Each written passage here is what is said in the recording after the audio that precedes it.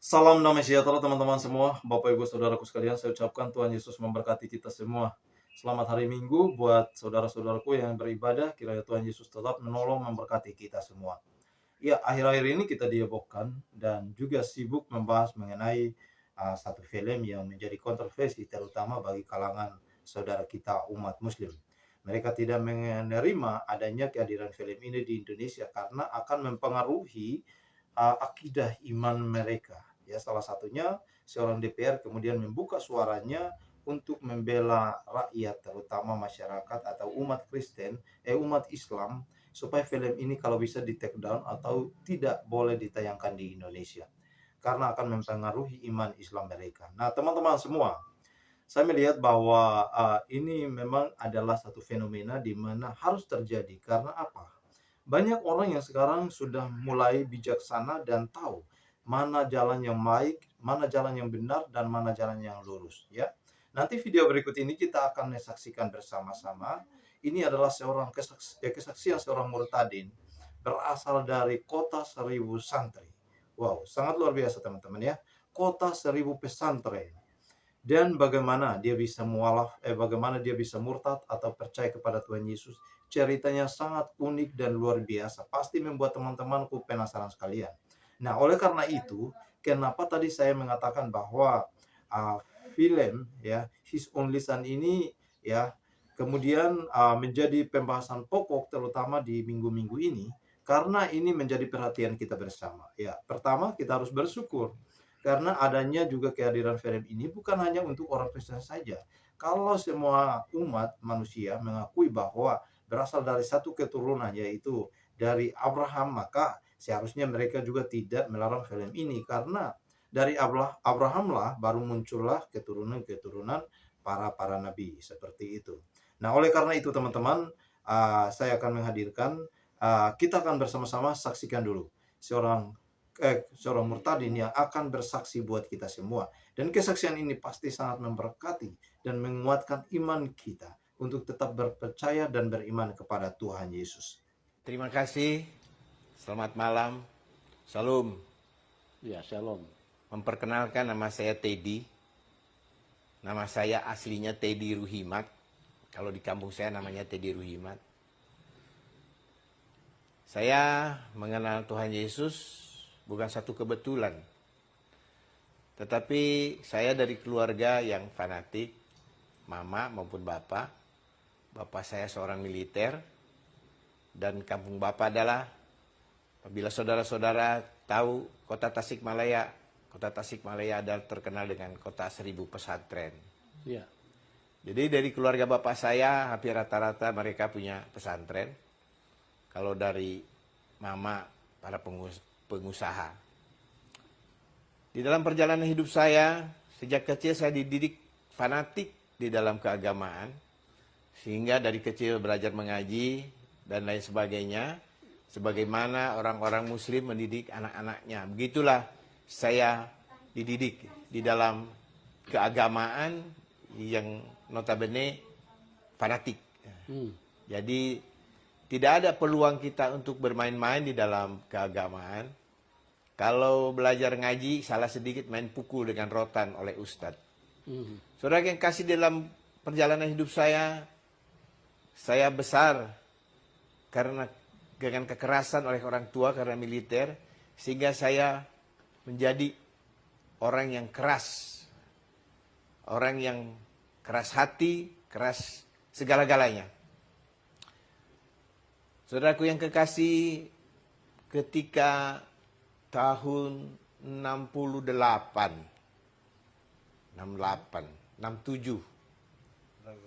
saya sudah mengenal dunia narkotik.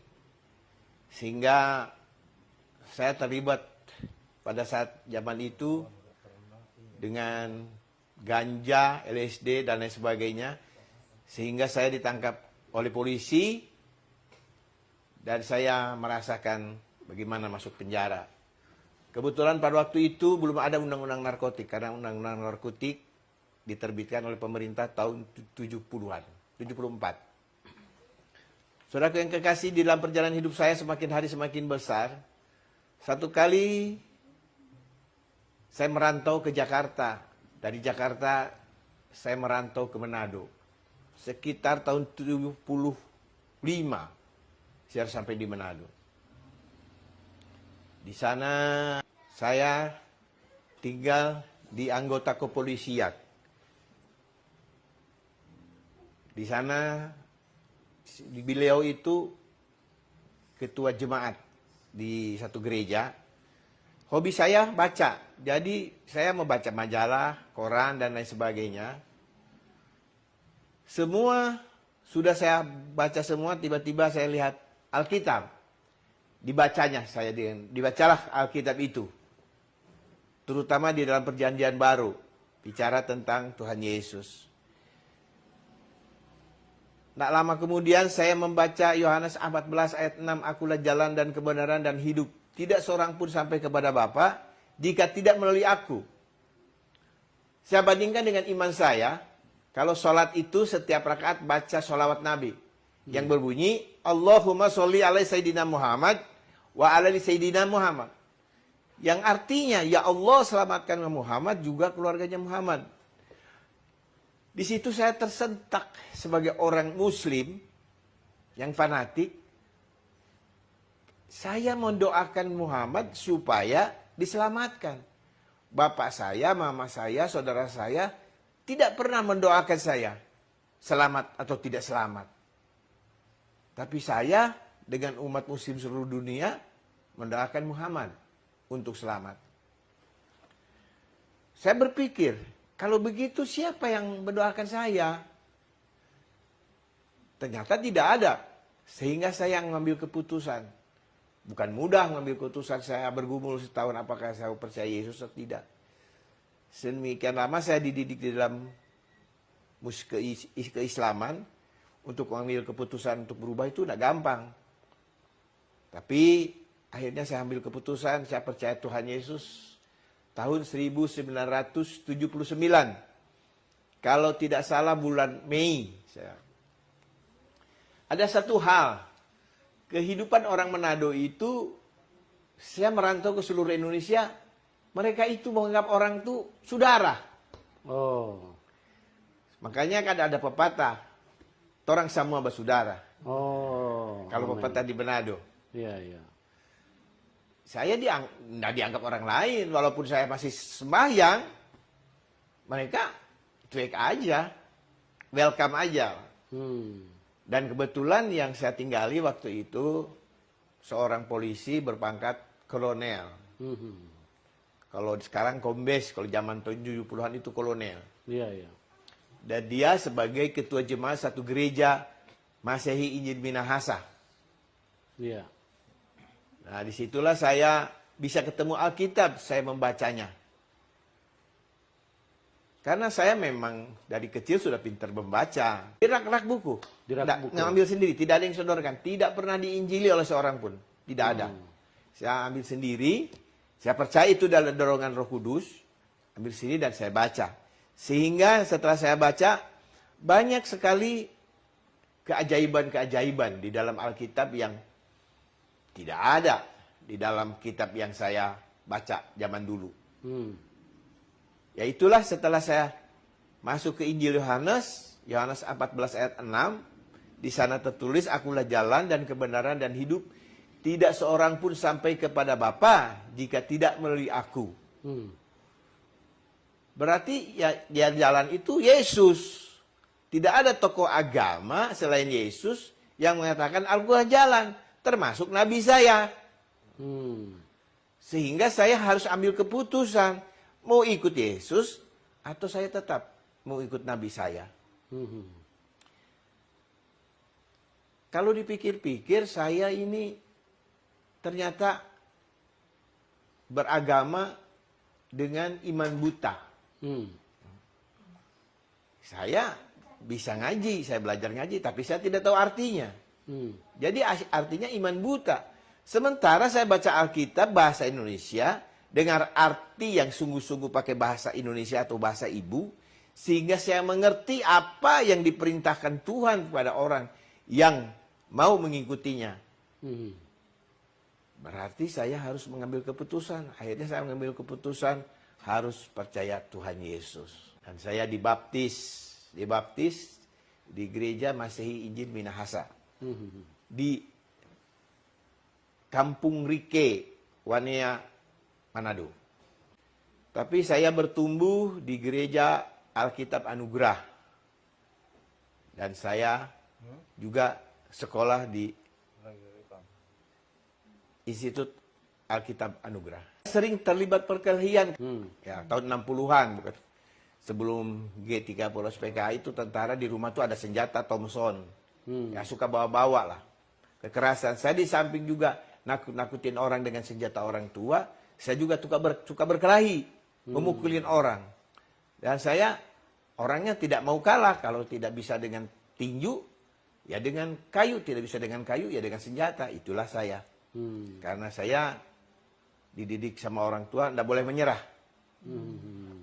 Ya. Sehingga, ya sampai besar lah.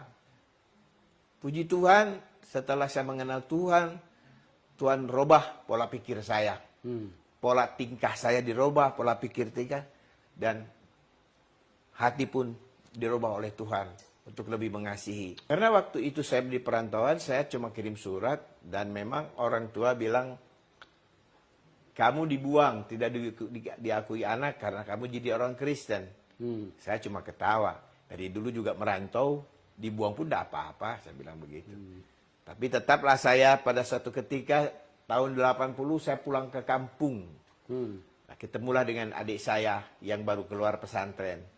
Disitulah saya injili mereka, sehingga adik saya ambil keputusan menjadi orang Kristen dan menjadi hamba Tuhan di Jambi. Mereka marah, tapi mereka tidak menolak saya. Dia tetap welcome, tapi marah. Kalau marah memang marah. Bapak saya juga marah, mama saya juga marah, saudara-saudara juga marah. Tapi dilihat dari latar belakang saya orang keras, mereka tidak mengusir saya. Dilihat dari kesaksian hidup saya. Dari kasar, terus saya lemah lembut, berbicara baik-baik dengan keluarga. Bagaimana saya menjadi orang Kristen. Dia kenalkan juga tentang Yesus kepada bapak saya, kepada mama saya, kepada saudara-saudara. Karena waktu pulang kampung, saya kumpulkan semua keluarga. Kumpulkan keluarga. Yeah. Paman saya, dan saya cerita siapa saya sesungguhnya. Kenapa saya jadi orang Kristen? Menurut mama saya jadi Kristen, kata bahasa Sunda, poeken jalan. Artinya bahasa Indonesianya, merasa jalan gelap sehingga saya ngambil keputusan jadi orang Kristen. Saya bilang tidak, Mak. Saya hanya membandingkan sholawat Nabi sama perkataan Tuhan Yesus di dalam Alkitab. Apa itu?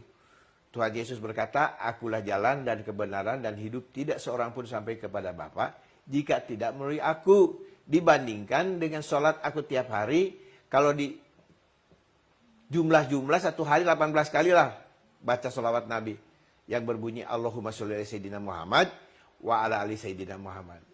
Sejak itulah, Mak, Teddy percaya Tuhan Yesus sampai sekarang. Saya percaya dan saya yakin, saya percaya Tuhan Yesus itu dipanggil Tuhan. Secara fisik saya tidak mengalami mujizat. Tetapi secara moral saya mengalami bahwa karakter saya yang keras, yang ganas, Tuhan ubah. Sementara di dalam kepercayaan yang dulu saya harus bertobat nasuha, sudah melakukan tidak berubah-berubah.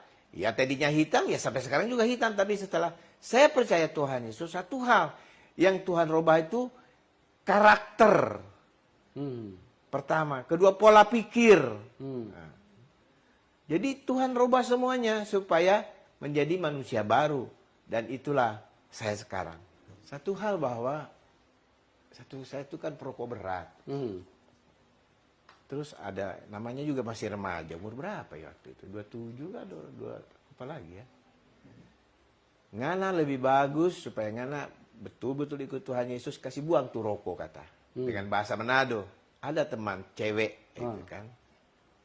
Akhirnya saya rokok masih, kan saya kalau beli rokok satu slop bukan satu bungkus. Dibuanglah semua itu. Terus gunting rambut. Nah, saya tinggal di rumah Kolonel Weli Taroreh. Kalau teman-teman di Rike yang kenal Weli Taroreh, kenal lah itu. Terus tiba-tiba dia heran, kenapa rambut kamu digunting? Aku jadi orang Kristen lah. Ya harus dibaptis lah. Oke, tidak masalah, bilang. Akhirnya saya mengambil keputusan dibaptis. Berhenti merokok, potong rambut. Yang ditinggal di rumah, saya tinggal di rumah itu heran, kenapa kamu dipotong rambutmu lagi di meja makan? Saya jadi orang Kristen, Om. Jadi orang Kristen harus dibaptis. Jadilah, mau aku dibaptis. Itulah perjalanan hidup saya. Ada kerinduan melayani.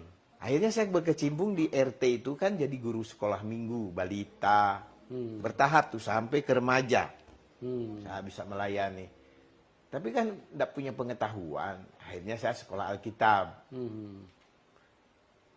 Kalau bahasa Inggrisnya GBI, Grace Bible Institute. Institut Alkitab Anugerah. Oke. Sebenarnya sih mujizat tuh banyak saya. Kan di Kalimantan saya bawa kapal. Saya pernah tabrakan dengan ponton, kapal saya hampir tenggelam. Saya cuma berteriak, Tuhan Yesus tolong. Dan saya loncat ke ponton dan ikat kapal saya sehingga tidak jadi tenggelam tapi tergantung di situ. Mujizat yang paling saya rasakan adalah tahun 2015. Saya stroke. 12 pembuluh darah saya pecah. Saya koma karena darah otak diselimuti oleh darah. Dan saya tidak sadar sampai di ICU. 9 hari di ICU, tapi kalau stroke 4 bulan lah. Tapi pada saat saya koma, saya ketemu Tuhan. Berupa cahaya dan di dalam cahaya itu keluar suara. Ampuni, ampuni pembalasan aku. Jadi karena saya waktu itu penuh keamarahan, penuh dendam. Tuhan mau saya mengampuni. Kan Alkitab bilang kasihilah musuhmu. Menurut istri saya kan koma. Saya angkat tangan dan mengampuni orang-orang yang menyakiti hati saya satu persatu. Setelah itu perlahan-lahan saya sembuh. Sampai dokter saya terheran-heran. Dia bilang selama ini pasien saya yang sembuh total cuma Bapak. Oh terima kasih dokter. Kebetulan juga orang Kristen. Dan saya peluk dokter itu, saya bersyukur, terima kasih dokter dipakai Tuhan untuk sembuhkan saya. Walaupun saya yakin 100%, Tuhan yang sembuhkan, karena dokter bilang udah angkat tangan. 12 titik pembuluh darah saya pecah di sini. Pecah semua. Pecah. Saya diangkat dari rumah itu sudah pingsan saya. Sudah koma. Berangsur-angsur, kondisi saya pulih gitu. Pulih. Terus bisa sadar gitu.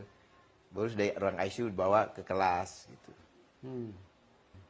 Tapi masih gila, sudah sadar, tapi gila kan ngoceh, nggak karu-karuan. Tapi istri saya selalu berdoa dan hamba-hamba Tuhan selalu datang mendoakan saya sampai saya pulih. Tapi mujizat terbesar bahwa saya dipulihkan sama Tuhan total gitu. Sekarang saya sudah 2 kali stroke, nggak ada bekas-bekas, malah bisa kerja kemana-mana. Biasa, sehingga iman saya semakin kuat untuk mentransfer iman ini kepada anak-anak saya. Bagaimana harus ikut Yesus. Baik teman-teman, di dalam satu ayat Alkitab, dalam Injil Yohanes pasal 14 ayat yang ke-6. Kata Yesus kepadanya, Akulah jalan dan kebenaran dan hidup. Tidak ada seorang pun yang datang kepada Bapa kalau tidak melalui aku. Ini sebuah ayat yang sangat luar biasa dan memberikan makna kepada kita bahwa hanya di dalam Yesus ada satu jalan, ada kepastian. Siapa yang beriman dan percaya kepada Yesus akan diselamatkan. Oleh karena itu, para murtadin yang sudah murtad dan percaya dan beriman kepada Yesus, mereka tidak salah jalan teman-teman. Mereka tepat sekali dan waktunya sangat tepat. Tuhan memanggil setiap orang berbeda-beda prosesnya. Jadi mereka mengerti dan memahami tentang siapa Isa Al-Masih yang selalu dibahas dalam kitab suci mereka, dan kemudian mereka penasaran dan membuka Alkitab mereka sehingga mereka bisa menemukannya di dalam kitab suci Alkitab, dan ternyata itu adalah seorang Yesus Kristus. Yesus Kristus adalah Tuhan dan Juru Selamat bagi kita semua. Iya, saya percaya video ini boleh dapat memberkati, menguatkan iman kita. Tuhan Yesus memberkati.